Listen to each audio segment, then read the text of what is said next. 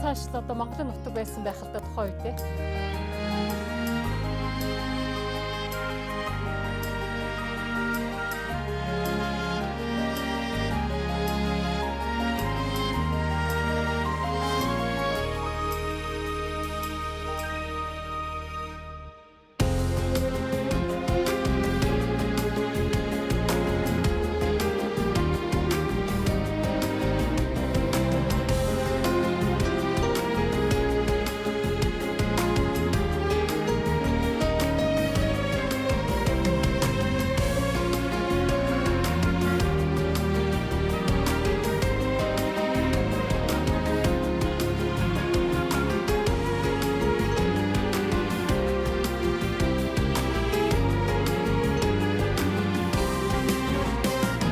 Монголоос аягүй гоё бороо авчлаа гэдэг.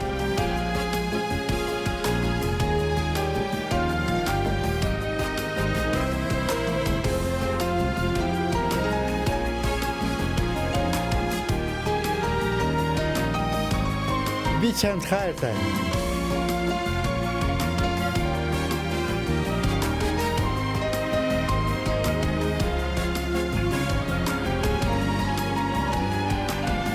За та бүхэн натаа авт байгаарай.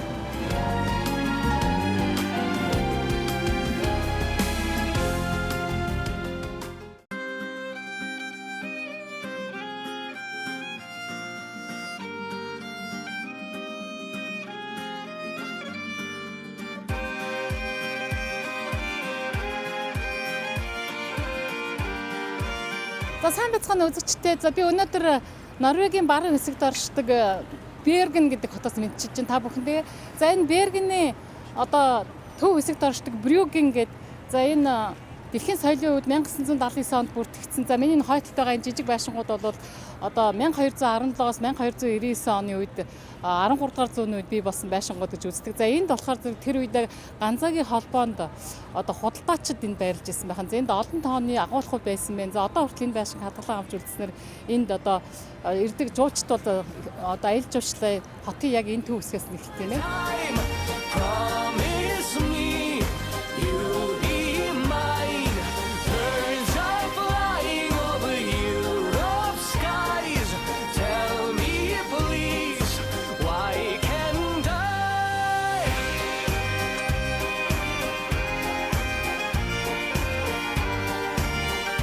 Берген хот нь Норвеги улсад хэмжээгээр хоёрт ордог. Норвегийн баруун хэсэгт хойд далайн эрэг дээр Мидхорпаны ариунд оршдог.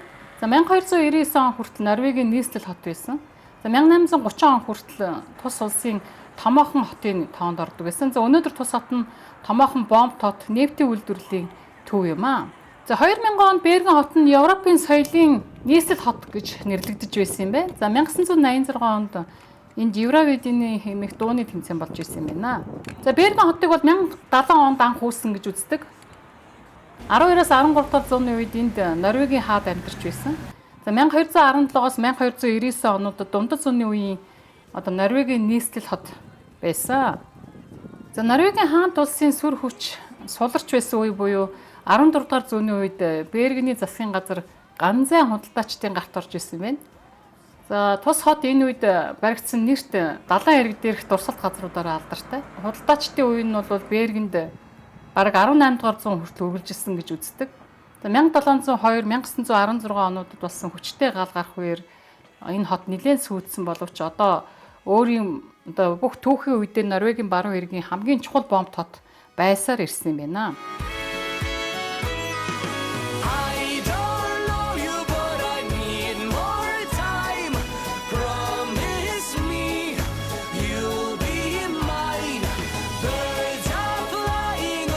Брюгений 13 дугаар зууны үеэс одоо болт байгаа энэ модон байшингууд нь ингээд далицсан байгаа. За ингээд 10 нэлээ явж үзлээ тэр үед байсан складууд нь тэрчгээр нь ингээд хадгалсан. За одоо энэ миний ард байгаа энэ байшинг хэд яг дали чигээр нь хадгалаад одоо энэ дээр ингээд 960 кофе шоп дэлгүүр зочид буудлууд нээсэн байх юм аа. За энэгээр бол жуулчид явж үзэж тэр үеийн одоо уур амьсгалд орж энэ дотор нь орж хоол унд идэж ингэж өдрийг өнгөрүүлдэг юм байна.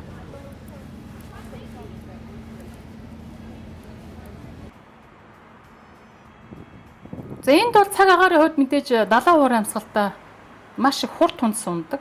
За жилдээ 2250 мм хурд хүнс ундаг. За үргэлж бороотой байна гэсэн үг. За зундаа сэрүүвтэр ерөнхийдөө баг хүүтэн ч гэж хэлж болохоор тийм сэрүүхэн байдаг юм байна. За өвөлдөө харин цас бага ордог, маш зөөлөн. За бүтэн жилийн турш бүрэх цаг агаартай юм байна.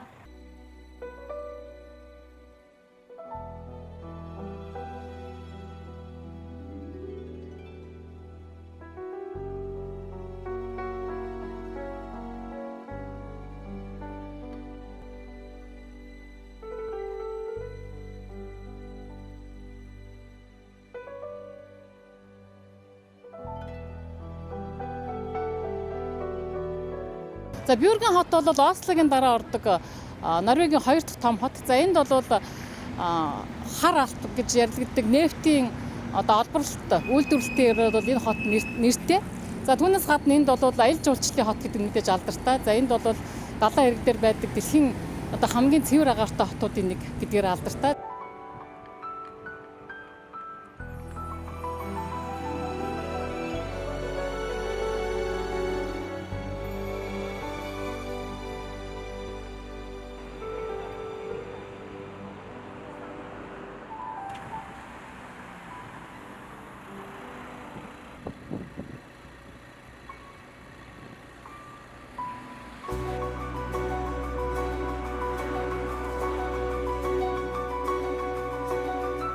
За Берген хот бол нефтийн үйлдвэрлэлээр асар их хөгжсөн. За энд бол нефтийн гол их үүсвэрнүүдээ байдаг. За нефт, газ болон байгалийн баялагаараа олсон ашгаасаа за Норвеги бол бүх ард түмний фонд бий болгосон юм байна. За энэ фондны сан одоогийн байдлаар $1.80 хүрсэн байна. За $1.80 шүү дээ. За энэ фондыг 1996 оны 5 сард байгуулсан бөгөөд за 5.2 сая Норвеги хүнд бол асар их мөнгө хоригдлогдсон байгаа юм байна. Одоогийн байдлаар нэг Норвеги хүнд $192 мянган оногдож байгаа юм байна. За 2016 онд энэ фондод оруулсан хөрөнгөний тал хувийг хөрөнгө оруулалтаас олж исэн. За 45% нефт газ борлуулалтаас за үлдсэний валютын зөрөөний ашиг бүрдүүлсэн гэж тооцоолж байсан юм байна. За хамгийн сонирхолтой мэдээлэл гэвэл нефтийн олборлолтыг 100% улсын мэдлийн компаниуд хийдэг юм байна. За тийм учраас орлого нь шууд улсын төсөвтөө ордог. За ямар ч хувийн компаниуд бол ерөөсөө нефт, газ олборлох эрхийг өгдөг байна. За ингээд 2017 онд 7.6 тэрбум баррел нефтийн запас байгаа гэдэг нь нотлогдсон юм байна. Одоо цаашдаа. За 2001 оноос хойш нефт олборлолтод багасж байгаа нь ордууд нь багасж байгаатай холбож үздэг юм байна.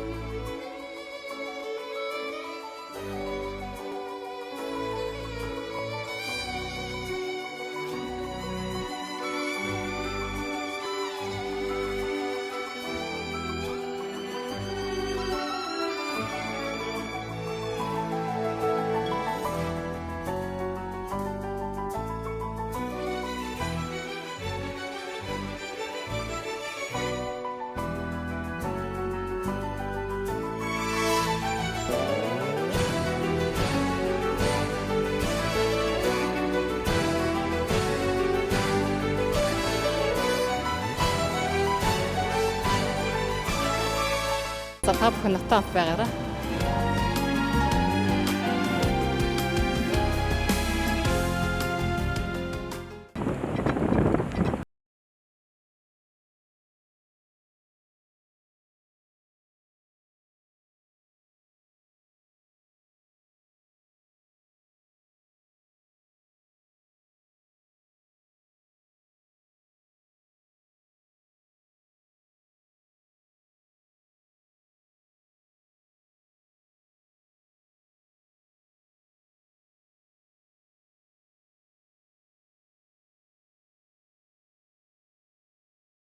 Видео.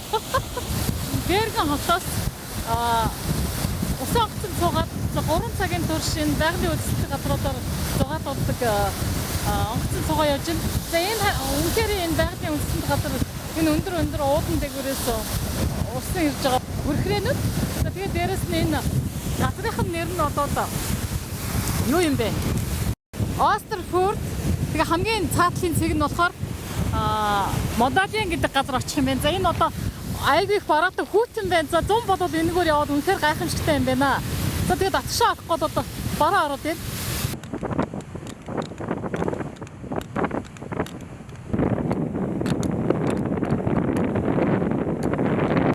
За Норвеги улсын нийт хүн амын 85% нь өмнөд болон зүүн бүсэд төвлөрч байгаа юм байна. За үүний зэрэгцээ хүн амын 80% нь хот суурин газар амьдардаг нь хамгийн сонирхолтой баримт байна. За Норвегид бол зуны улиралд 5-7 хоног амралтаа авч за халуун орныг зорддог. За энэ хугацаанд олон дэлгүүр, кафе, театр, музей хаагддаг. За ихэнх томоохон хотуудын амьдрал нь бол маш их удааширч за мөн бүтцээ өдөр дэлгүүрүүд нь амардаг. За тэгэхээр энэ үед бол 100 ирсэн жуулчд бол нэлээд хүнд байдалд ордог гэн. За ягаад гэвэл зөвхөн жуулчдын газар л дэлгүүрүүд нь онгорхоо байдаг. За ихэнх газрууд нь амраад явчихдаг юм байна. За Норвегид бол өглөө 8 цагаас өдрийн 3 юм уу 4 цаг хүртэл ажилладаг ерөөсөө. За ихэнх цагаа гэр бүлдээ зориулдаг. За тийм ч учраас практикт илүү цагийн хөлс авдаг хүн ердөө байдгүй гин шүү.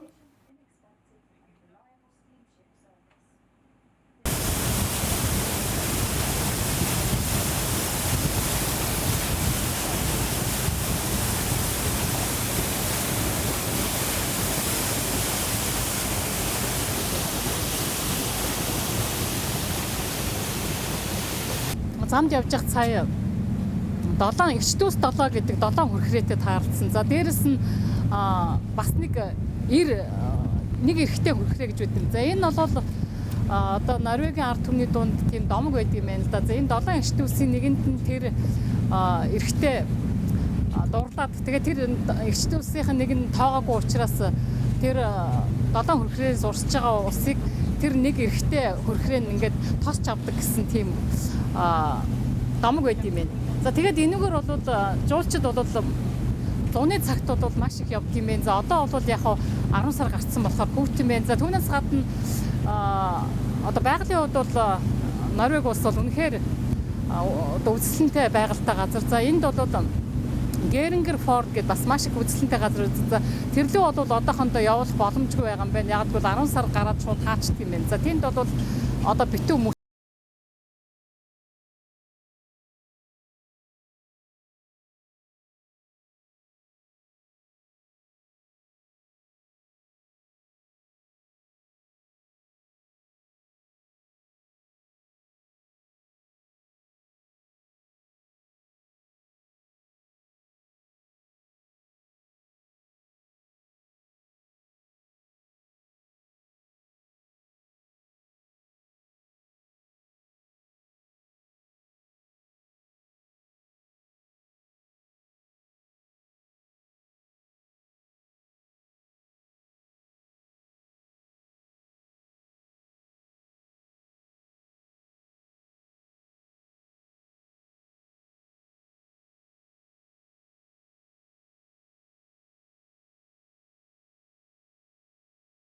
агнахыг зөвшөөрдөг цөөхөн улсуудын нэг юм байна.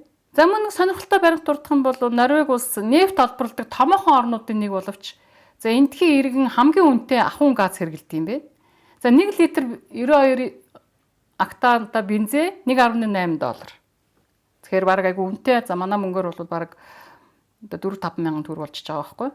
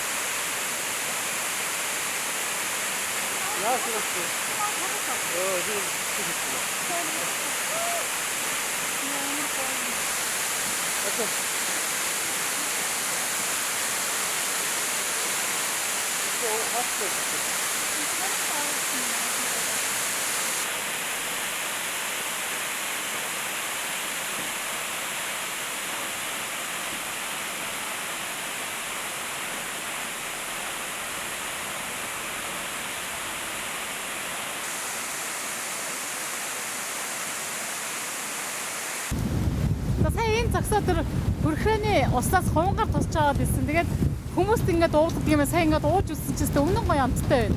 За тэгээд энэ хүртэл одоо ингээд буцчихын саяны хөрхрээн дээр очичоод за тэгээд энэ хүртэл явж ирсэндээ бол маш их баярлж байна. Үнэхээр хэдийгээр хүүтэн байгаа боловч үнэхээр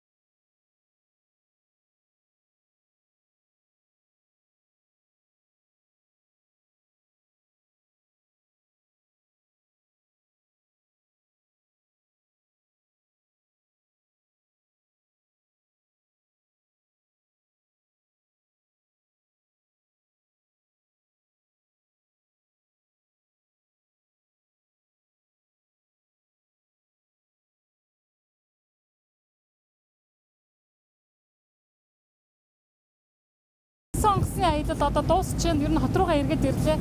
За энэ Берген хот бол 7 ийм жижиг уулнаас бүрдсэн. За энэ 7 жижиг уулнаас бүрдсэн энэ хотынхоо одоо яг зах хэсгэр орж ирсэн. За энд ингээд айлуудыг хараад тахт ерөнхийдөө 300-гаадхан мянган хүн амтай. За тэгээд айлууд нь ингээд уудныхаа энэ хатан дээгүүр 2-оос 3 давхар юм ерөнхийдөө их нэг тийм жижиг биш дунд зэргийн байшингуудад амьдарч юм бэ.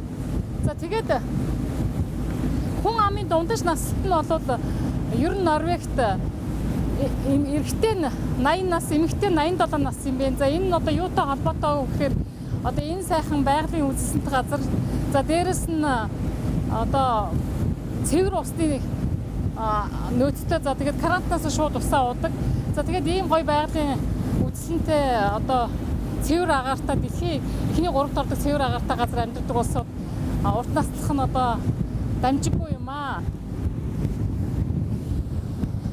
За та бүхэн натаа байгаарай.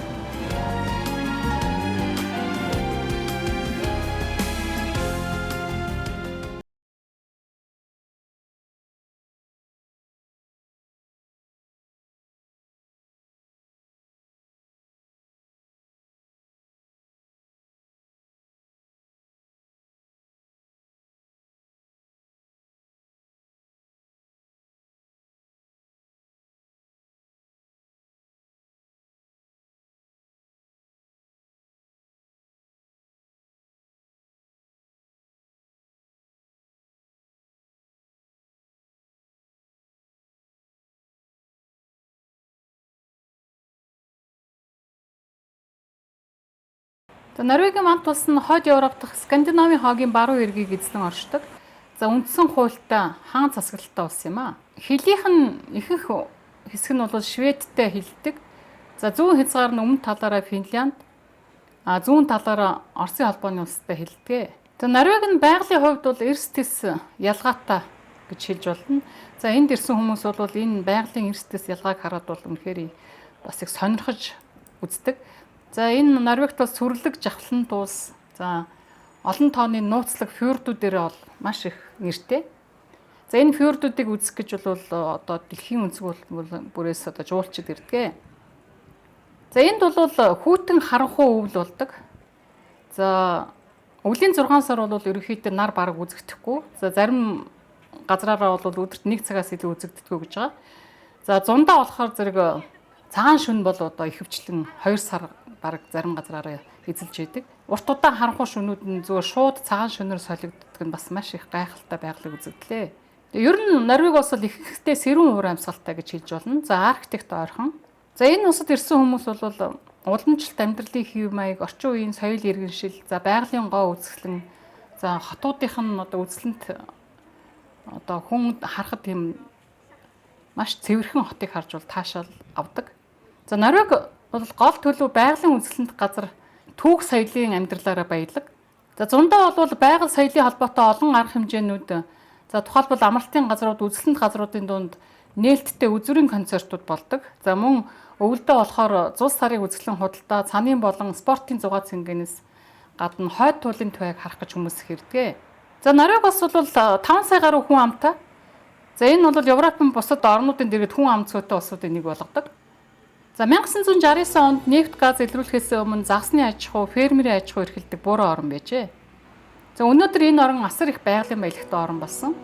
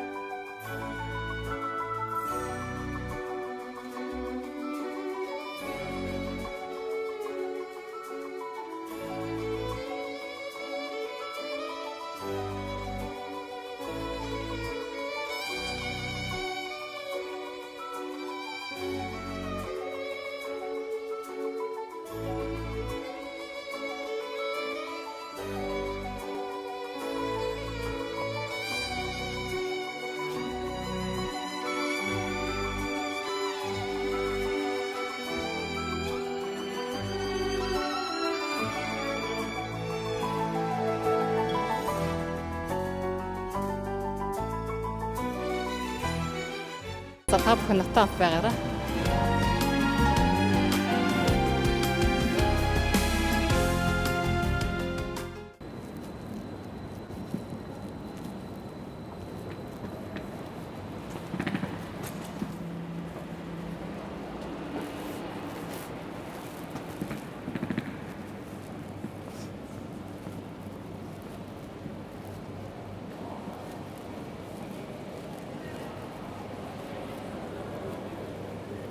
Өнөөдөр би Берген хотоор аялах аяллахаа 2 дахь өдрөөр үргэлжлэн явж байна.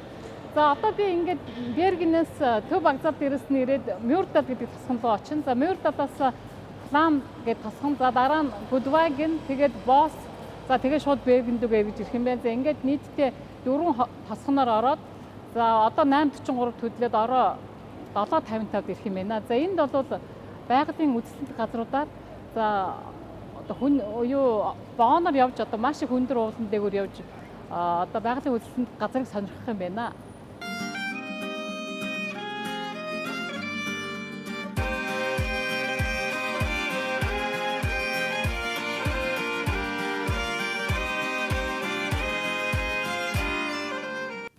За бид Бергенээс Мюрдал орох вагонд орж суусан. За өнөөдөр энэ зам нь 10 станцтай. За эхлэлтийн цэг нь Фламын төмөр замын буудал. За яагаад Фламих гэхээр энэ төмөр замыг бол Флам хүрэх төмөр замыг бол яг энэ Флам хотын санаачлагаар барьсан гэж үздэг. Тэгээд ч Фламын одоо төмөр замын сүлжээ гэж явд юм байна. За төгсгөл нь болохоор энэ Мюрдалын төмөр замын станц юм байна. За энэ цэгүүдийн өндөрлөг хоорондын ялгаа 863 м. За ингээд нийт аяллаа 75%-аас дээш хувьд нь одоо 1 м-ээр өксөж явдаг. За өөрөөр хэлбэл 18 м тутамд 1 м-ээр өсдөг асар тийм ихц замтай. За замын нарийн төвөгтэй байдлаас шалтгаалan галтарганы хурд бол Мюрдалаас 40 км/цагаас ихгүй хурдтай явд юм байна.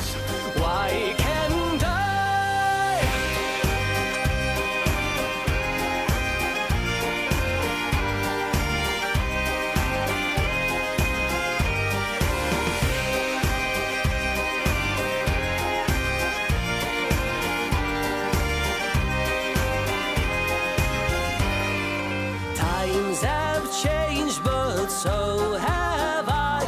I view my life through your eyes. On the go in my tourist shoes, but I'll stay truthful to you, 'cause there's no place like home, they say. You're my home, so I guess I'll stay. I don't know you, but I need more time. Promise me you'll be mine. Birds are flying over Europe's skies. Tell me please, why can't I?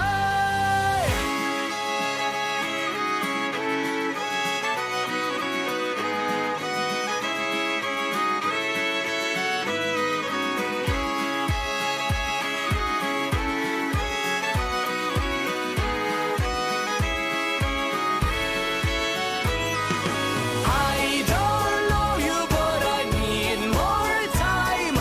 Promise me you'll be mine. Birds are flying over Europe's skies. Tell me please, why can't I?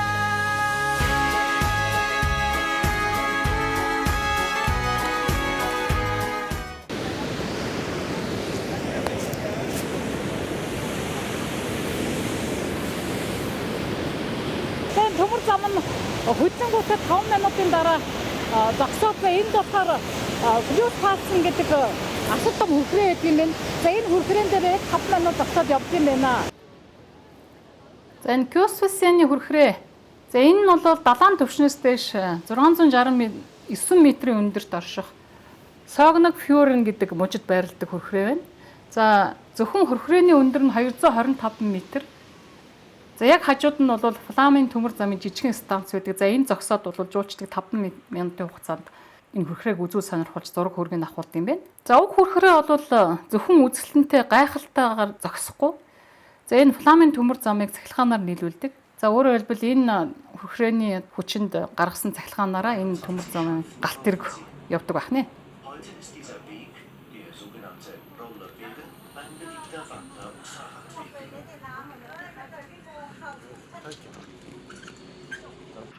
За энэ мюрдалаас явж байгаа одоо галт тэрэг бол зөвхөн жууштай зориулсан галт тэрэг байна. За яг нь ер нь бол энэ Флам тосгоны 400 гаад хүн за дээр нь энэ хавийн ойр орчинд амьдардаг хүмүүс зорчдог боловч гол нь бол жуулчид голдуу явдаг. За энэ бол хамгийн алдартай төмөр замуудын нэг. За ягаад гэвэл анх Флам хотын оршин суугчид бол өөрийн нийслэл хоттой очихдоо морин тэргээр мюрдал ороод за тэнцэнэ морин тэргээ үлдээчээд цаашаа мюрдалаас Осло юм уу Берген рүү явдаг байсан юм байна. За энэ асуудлыг шийдэх гэж засгийн газар надад амлалт өгснөөр энэ төмөр замыг барьсан. Auf der linken Seite. За энэ төмөр замыг бол маш их хэцүү одоо олон жилийн турш хийж бүтээсэн. За 20 км зам боловч 1939 онд бий болоод за 1944 онд 5 жилийн дараагаар бүрэн цахилгаанжуулж за ашиглалтанд орсон байна. За мэдээж яриг Фламын 400 оршин суугчид за түүний эргэн тойронд байдаг фермүүдийн хүмүүс зорчих нь 90-ад он хүртэл маш ашиггүй байсан юм байна. За 90-ад оноос хойш жуулчдыг явуулах болсноор ашиг авчрах болсон юм байна. За Япон болон Хятадаас одоо ялангуяа маш их жуулчид ирдэг юм байна. За одоо бол урд нь гаргасан зардлаа нөхөө одоо ямар ч байсан ашиг олдог болсон юм байна. За энэ төмөр зам бол одоо Норвегийн түүх туршлага газруудад хүмүүсийн жуулчдын очдог газруудаас 3 дугаарт ордог гэхээр за энд бол маш олон хүмүүс ирж үздэг болсон юм байна. Mitte von Flum. За Флам хот бол далайн төвшөнтэй бараг адил одоо нам доор газар байрладаг. Харин Мюрдал станц нь 865 м өндөр гэдээ бодоход за энэ замыг барихад бол асар их хүч хөдөлмөр инженерийн гайхалтай шийдлэр бий болгосон юм байна. За ердийн стандартын дугуйтай одоо галт тэрэг ийм өндөр газар руу зүтгэх одоо маш хэцүү. За ийм одоо өндөрлөө зорчдог жирийн зүтгүүртэй галт тэрэг дэлхийд байдгүй юм байна.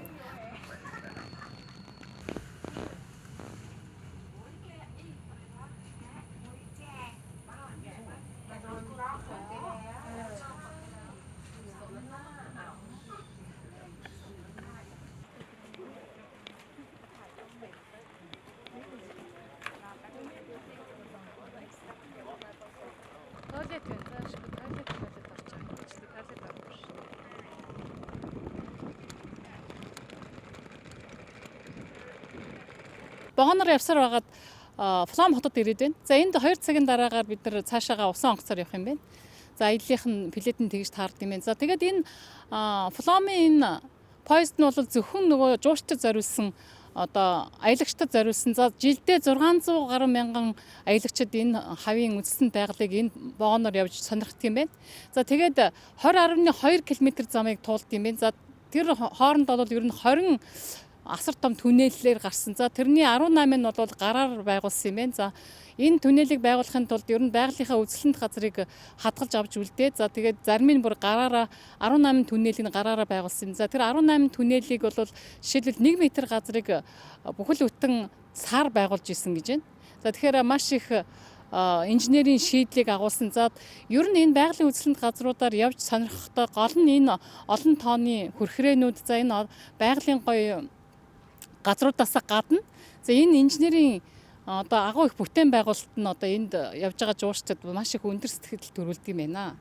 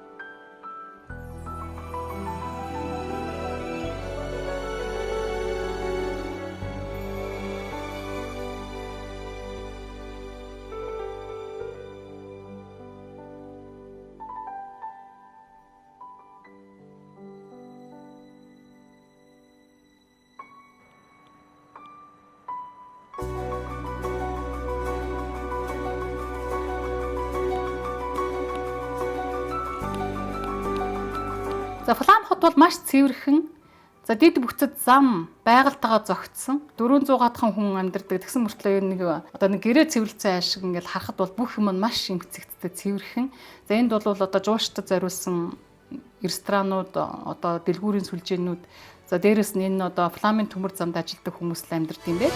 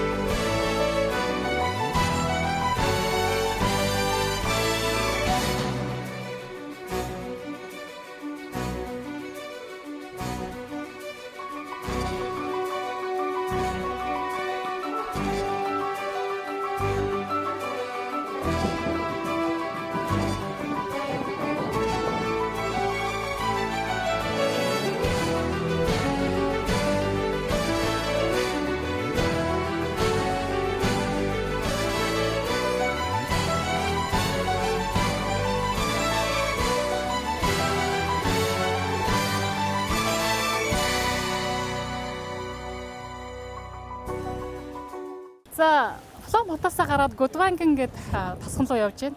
За Гудванген тосгон руу одоо нэг 2 цаг хэрэгтэй явах юм байна. За энэ усан онгоц нь бол үнэхээр гоё усан онгоц байна. За тэгээд энэ аялал жуулчлалын бүтээгдэхүүнийг Бергнээс гараад өглөөний 8:43-аас орооны 7:30 хүртэл одоо бүтэн өдөржингөө нэг хүний $200 үйлчлэгээ үзүүлдэг юм байна. За энэ бол үнэхээр болцооны үн. За энэ усан онгоц бол маш тансаг усан онгоц байна. За тэгээд байгалийн үзэсгэлэнт газруудаараа яваад тэр Флам гэдэг тосгон дээр сая нэг 2 цаг хэрэгтэй байлаа. За тэр Флам гэдэг тосгоны тухай одоо тэр Фламын поездны үйлчлэгээ, гатрын үйлчлэгээг үзүүлдэг хүмүүс нь голдуу тэнд байдаг юм. За тэн дээр нэг 400-аад хүн амьдардаг юм байна. Тэгээ маш их тийм тайван амгалан тосгон байна. За тэнд хэдэн үйлчлэгээний газар байна. Ерөнхийдөө ингээд нэг уулаад агаад Норвег айлууд нь байдаг. За тэнд нэг 2 цаг хэрэгтэй байж байгаад одоо ингээд Гудваген руу явж байна. За одоо ингээд усан онгоцоор Гудваген руу явж байна. За та бүхэн энэ эргэн тойрны байгалыг харж байгаа бах.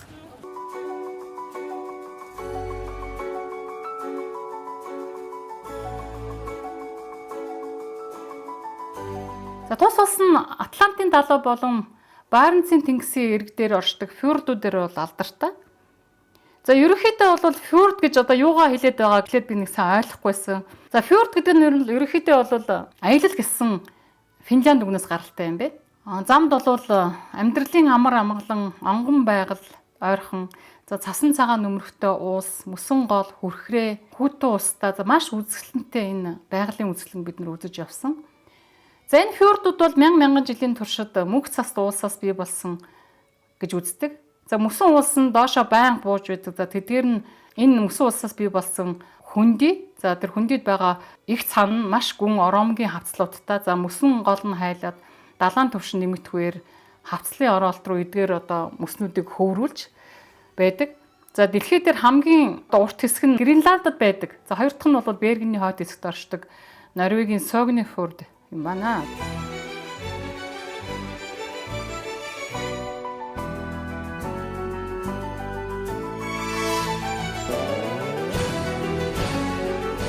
За хэрвээ та Норвегийн газрын зураг дээрх баруун эргийг харах юм бол за эдгээр фьордууд нь бүгдээрээ огтолцдог. За Берген хот бол яг энэ фьордуудын дунд нь байрлаж байдаг учраас тус хотод бол энэ фьордуудын аялал жуулчлалын бүтээгдэхүүнүүд бий болсон. За жуулчид бол энэ Берген дээрээ за эндээсээ энэ фьордуудыг үздэг юм байна. За энэ усан онгоцоор бид ЮНЕСКОгийн дэлхийн өвийн жагсаалд байдаг Согнефьордын нэг хэсгээр аялсан. За мөн Нюрефьордын нэг хэсгээр аялсан. За энэ Нюрефьорд нь бол 17 км бөгөөд хамгийн нарийн цэг нь ердөөл 300 м-ийн өргөнтэй. За 1700 м өндөр уулаар хүрээлэгдсэн. За маш үзэсгэлэнтэй газар байт юм байна.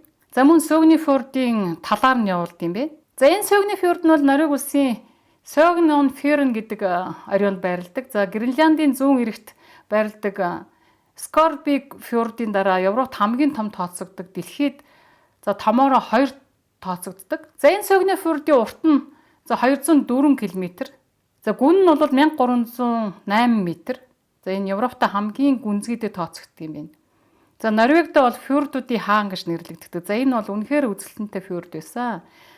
За энэ Сёгне фьордын үүсэл нь 2.5 сая жилийн өмнө эхэлсэн гэж үздэг. За мөсөн нэгдэн нийлснээс үүдэлтэй илэгдлийн үр дүнд за голын систем нь фьорд болж хувирсан юм байна.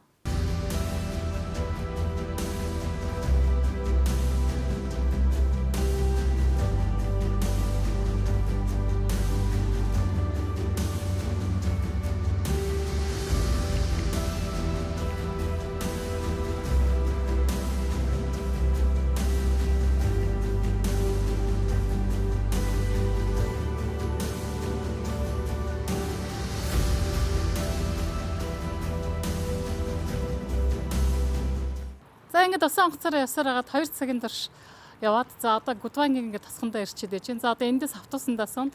За энэ Гудвангийн ингээд тосгон хүртэл одоо энэ байгалийн үзэсгэлэнт газруудаар явж байгаа. За миний хойно харагдаж байгаа энэ шиг ийм одоо хөрхрэнүүд баг худалч хүнд 100-аад таарлаа. За үнэхээр гайхалтай байгалийн үзэсгэлэнт газраар явд юм байна. За одоо ингээд автобусандаа суух гээд байж. Одоо гадаа болстой одоо 10 сарын өнөөдөр 18 цаг агаарын хувьд бол их халуун биш, хөтөн биш, ерөнхийдөө их аятайхан байна одоо. За тэгтээ бол ер нь 100-ны цагт ирвэл бүр илүү их гоё байх юм байна. Ер нь тэгтээ тэр үед бол яг жочдуудууд яг үнэтэй байдаг гэсэн. Одоо бол жочдуудууд нэлээд хямдарсан байгаа. За энэ фьордуудын энэгээр явж байхад бол олон тооны одоо тэр фермерийн аж ахуй эрхэлдэг хүмүүсийн гоё жижигхэн байшингууд бол одоо яг үсэлэнд байгальдаа зохицоод маш гоё харагддаг. За энэ хоёр бол 10,000 жилийн өмнөөс хүмүүс амьдарч исэн гэж үздэг юм байна. За энд амьдран сууж байгаа хүмүүс бол их хвчлэн загсны аж ахуй болон хөдөө аж ахуй эрхэлдэг. За харин сүүлийн жилүүдэд бол аялал жуулчлал одоо нэмэгдсэн. За тийм учраас энэ эргүүдээр бол нэлээд олон одоо тосготууд бий болсон. За өвөлдөө бол мэдээж хөнгүү, зундаа бол маш олон хүнтэй байдаг. За 5 сараас 9 сарын үед бол одоо маш их хүнтэй байдаг. За ягаад гэвэл энэ үед бол жуулчид маш их ирдэг. Ялангуяа Оросын холбооны улсаас ирсэн жуулчид. За мөн Европоос ирсэн жуулчид бол баруун Европоос ирсэн жуулчид байгалийн сайханд өөрсдөө майхнаа бариад их амардаг юм байна. За энэ байшингуудыг бол байгальтайгаа зохицуулах гэж шар ногоон өнгө зөнгөлөхөд ингээд янз янзын гоё өнгөөр буутцсан. За түүнээс гадна бол одоо байгалийн зохицолгоог нь яг гоё байлгах гэдэг өндөр байшингуудын далайн эргээр ерөөсөө бариулдаггүй тийм хуультай юм байна.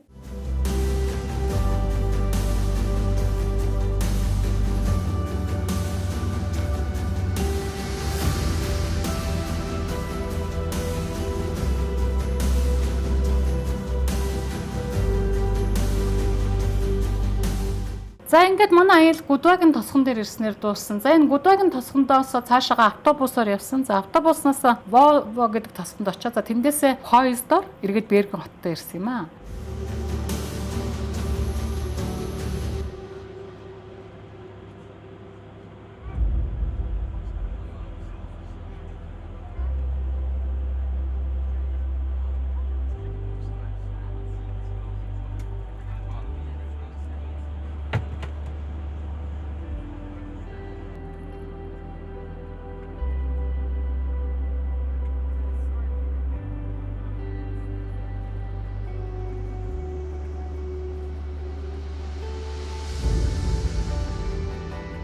Байгалийн үзэсгэлэнтэй Берген хот за мөн үзэсгэлэнт фьордуудаар аялсан аяллаа үгээр дуусгаж байна. За надтай хамт байсан үзэгчид та бүхэндээ маш их баярлалаа. Дараагийн нэвтрүүлэг хүртэл баяртай үзэгчтэй.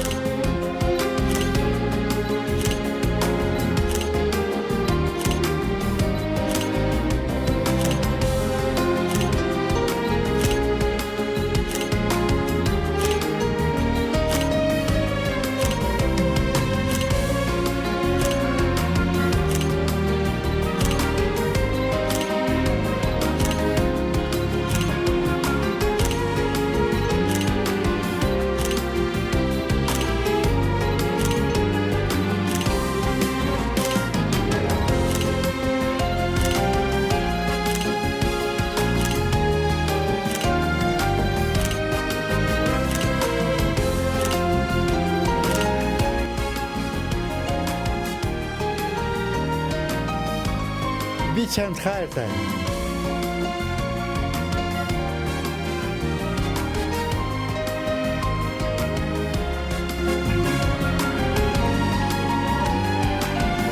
За та бүхэн натаа байгаарай.